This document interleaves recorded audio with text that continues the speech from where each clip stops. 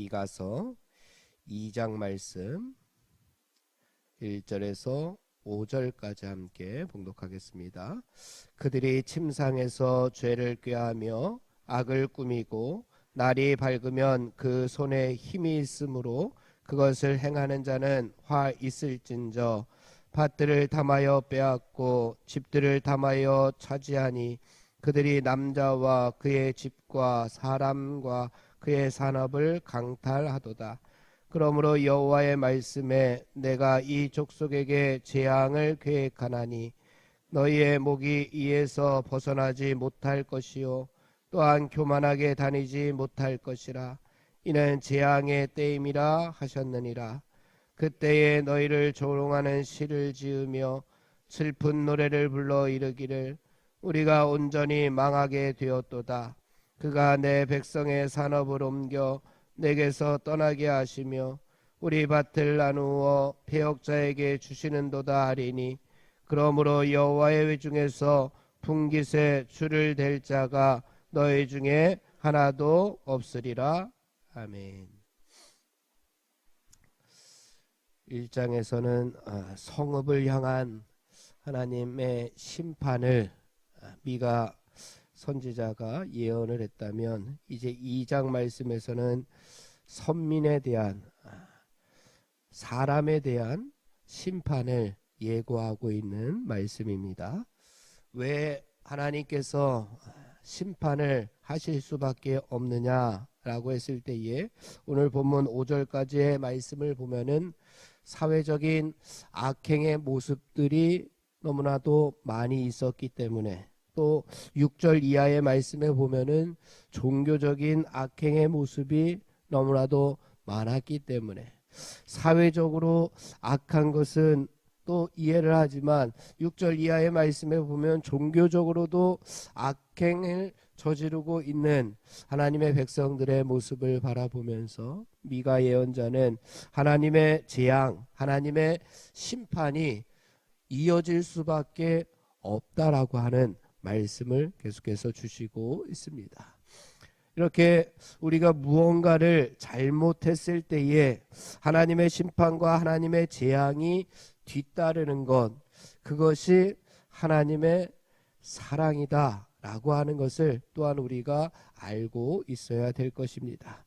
오늘 말씀 본문에 보면은 2장 1절을 어떻게 시작하느냐, 히브리어로 호이라고 하는 감탄사로 시작하고 있습니다. 그것이 번역했을 때에 한글말로는 마지막에 있는 화 있을진저라고 하는 감탄사입니다. 왜 이렇게 호의, 감탄사, 화 있을진저라고 하는 이 단어로 시작하느냐, 왜 그러느냐, 1절 말씀에 보니까 그들이 침상에서 죄를 꾀하며 악을 꾸미고 날이 밝으면 그 손에 힘이 있으므로 그것을 행하고 있기 때문에 그렇습니다.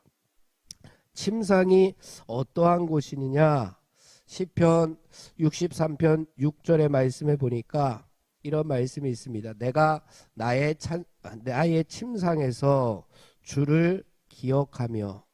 침상이라고 하는 것은 구약시대의 히브리적 사고에 의하면 주를 기억하는 곳이 바로 침상입니다. 침상에 누워서 이제 잠을 자기 바로 전에 주를 기억하고 오늘 하루를 반성하고 내일도 새 힘을 주실 하나님을 기억하는 곳이 침상입니다. 그리고 그 말씀에 보면은 내가 나의 침상에서 주를 기억하고 주의 말씀을 읊조립니다 라고 이렇게 말씀합니다. 침상이라고 하는 곳은 하나님을 기억하며 하나님의 말씀을 읊조리는 곳, 하나님을 기억하는 곳, 하나님과 교통하는 곳이 바로 침상이다 라고 이렇게 구약에서 이야기합니다. 그런데 잠자리에 누워서도 음모를 꾀하고 죄를 꾀하고 또 어떻게 하면 악을 행할까, 이런 생각을 하고 있으니 화 있을 수밖에 없는, 하나님의 심판을 받을 수밖에 없게 되었다라고 말씀합니다. 하나님을 생각하는 장소가 도리어 하나님을 버리고 죄를 꾀하고 또 방탕의 장소가 되어버렸던 그러한 모습 때문에 화를 면하지 못할 것이다 라고 말씀하고 있습니다. 우리가 그러면 언제 하나님을 생각해야 되고 하나님과 교통해야 되고 하나님과 교제해야 하겠습니까? 우리는 하나님의 피조물로서 항상 주를 기억하고 항상 하나님의 말씀을 읊조리고 항상 하나님을 찬양하고 하나님을 예배하는 삶을 살아가야 되는 것이 마땅합니다. 그런데 그러한 삶의 자리에서 하나님을 기억하지 못하고 하나님의 말씀에 순종하지 못하고 불순종하는 우리의 삶이 이어진다면 우리들도 화 있을진저 하나님의 심판을 면하지 않을 수 없다라고 하는 말씀을 주시고 있는 겁니다. 그런데 말씀해 보니까 꾀하고 꾸미고 행한다 라고 이렇게 점층적인 구조를 쓰면서 꾀하고는 생각하는 겁니다. 생각까지는 할 수 있습니다. 꾸미고 만반의 준비를 갖추는 겁니다. 여기까지도 괜찮은데 행하는 실제로 악을 범하고 있는 모습까지 나오고 있다는 겁니다. 우리가 행하는 단계까지 실천하는 단계까지 나아갈 때는 우리가 무엇을 정말로 행하며 살아가고 있느냐, 우리가 무엇을 움직이며 생각하며 살아가고 있느냐, 그때에 하나님이 계시느냐 하나님이 계시지 않느냐라고 묻고 있습니다. 사랑하는 성도 여러분, 우리의 생각 가운데, 우리의 행동 가운데, 우리의 실천 가운데 그곳에 하나님이 계시느냐 하나님이 계시지 않느냐, 하나님이 계시지 않는다면 우리의 삶도 마찬가지로 화 있을진저 심판을 당할 수밖에 없을 겁니다. 그런데 이때의 이스라엘 백성들의 모습을 보니 2절 말씀에 이렇게 이야기합니다. 밭들을 탐하여 빼앗고, 정말로 이러한 일들을 행하고 있습니다. 집들을 탐하여 차지하니 그들이 남자와 그의 집과 사람과 그의 산업을 강탈하도다 라고 이야기합니다. 날이 새자마자 이들이 행한 일들입니다. 침상에서도 그렇게 하나님을 버리더니 정말 침상에서 일어나서 날이 새자마자 행한 일들이 뭐냐? 밭과 집을 빼앗고 있습니다. 그리고 그들이 남자와 그의 집과 사람과 산업을 강탈하고 있습니다. 여기서 강탈한다라고 하는 것은 동등한 입장이나 힘을 가진 사람들끼리의 문제가 아닙니다. 힘을 가지고 있는 사람들, 권력과 권위를 가진 자들이 그것을 가지고 그것이 없는 사람들의 것을 빼앗고 있는, 강제로 그것들을 수탈하고 있는 그러한 모습이 바로 강탈하다라고 하는 단어입니다. 힘이 없는 자들은 밭들도 그들에게는 꼭 필요한 것이고, 집은 삶의 근거지일 것이고, 남자와 집과 사람과 산업이라고 하는 것은 그들이 살아갈 수 있는 기본적인 삶의 테두리입니다. 그런데 이러한 모든 것들을 강탈해 버림으로 말미암아서 가정이 해체가 되고, 그래서 굶어 죽거나 노예로 팔려갈 수밖에 없는 처지에 놓이게 될 것이니, 그러니 하나님의 심판이 임하지 않을 수가 없다. 하나님의 심판이 임하는 것이 당연하다라고 말씀하고 있습니다. 그래서 3절 이하에 이제 하나님의 심판이 나오게 되는데, 그 하나님의 심판의 모습들 우리 3절에서 5절까지 다시 한번 봉독해 보겠습니다. 그러므로 여호와의 말씀에 내가 이 족속에게 재앙을 계획하나니 너희의 목이 이에서 벗어나지 못할 것이요 또한 교만하게 다니지 못할 것이라. 이는 재앙의 때임이라 하셨느니라. 그때에 너희를 조롱하는 시를 지으며 슬픈 노래를 불러 이르기를 우리가 온전히 망하게 되었도다.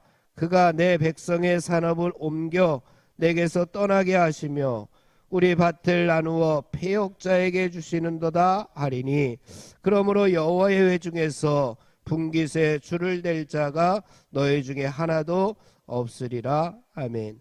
이것이 하나님의 재앙의 모습들입니다. 목이 이에서 벗어나지 못할 것이요 또한 교만하게 다니지 못할 것이라. 왜냐하면 하나님의 재앙의 때이기 때문이다. 그때에, 그 재앙의 때에 우리가 재앙을 받고 있으면, 어려움을 당하면, 고난을 당하면 그 사람을 위로하는 것이 마땅합니다. 그런데 위로를 받을 수 있는 그때에도 위로를 받지 못하고 도리어 세상 사람들이 조롱의 시를 지어서 우리를 조롱할 것이다.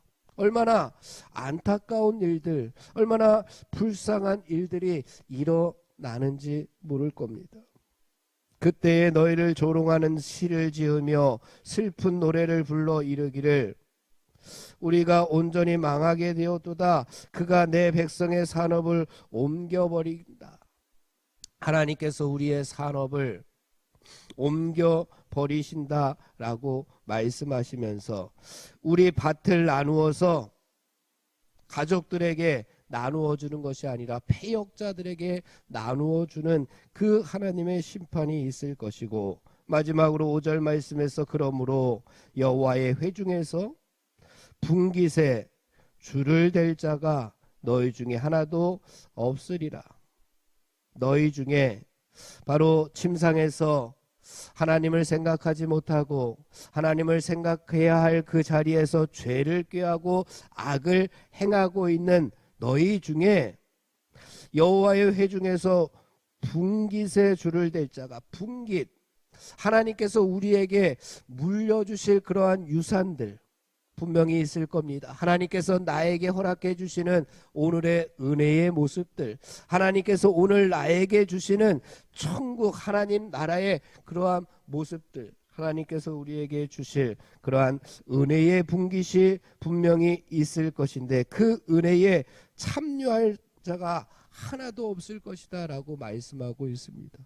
줄을 댈 자가, 그 땅에 줄을 대기만 하면 그것은 나의 것이 됩니다. 하나님의 은혜의 땅에 나의 믿음의 분량의 줄을 대기만 하면 그 하나님의 은혜가 나의 것, 하나님의 축복이 나의 것이 될 터인데, 그런데 그 줄을 댈 자가 하나도 없을 것이다 라고 말씀하는 매우 절망스러운 그런 상태의 모습을 오늘 1절에서 5절까지 우리에게 말씀해 주고 있습니다. 사랑하는 성도 여러분, 하나님께서 우리에게 은혜의 분깃을 나누실 때에 분명히 믿음의 분량대로 줄자를 대실 것입니다.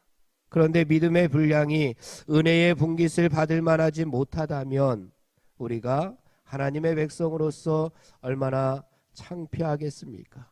오늘 하루 우리 믿음이 또 한 걸음 성장하여서 은혜의 분깃에 참여하는 성도들이 다 되시기를 주님의 이름으로 축원을 드립니다. 기도하겠습니다. 하나님 아버지, 우리의 삶의 모습이 화 있을진저 라고 하는 하나님의 심판 가운데 있다면 그것도 하나님 감사함으로 여기고 이제 우리가 회개하여 하나님을 생각하고 하나님의 은혜의 분깃에 참여할 수 있는 하나님 나라 백성들이 다 되게 하여 주시옵소서. 예수님의 이름으로 기도하옵나이다. 아멘. 우리 합심하여 기도하고 개인 기도하고 돌아가겠습니다. 우리 성령의 능력으로 하나님 나라를 증언하고 살아내게 하소서. 하나님의 말씀이 삶의 기준이 되게 하여 주시옵소서. 질병과 연약함으로 고통당하는 사랑하는 성도들을 하나님 치유하여 주시옵소서. 전쟁과 자연재해, 가난과 억압으로 고통당하는 지구촌 이웃들에게 하늘의 은혜를 베풀어 주시옵소서. 또한 다음 세대들에게 하나님 나라 복음을 잘 전수하게 하여 주옵소서. 우리 이 합심의 기도의 제목을 가지고 함께 기도하고 개인 기도하고 돌아가겠습니다. 하나님 아버지,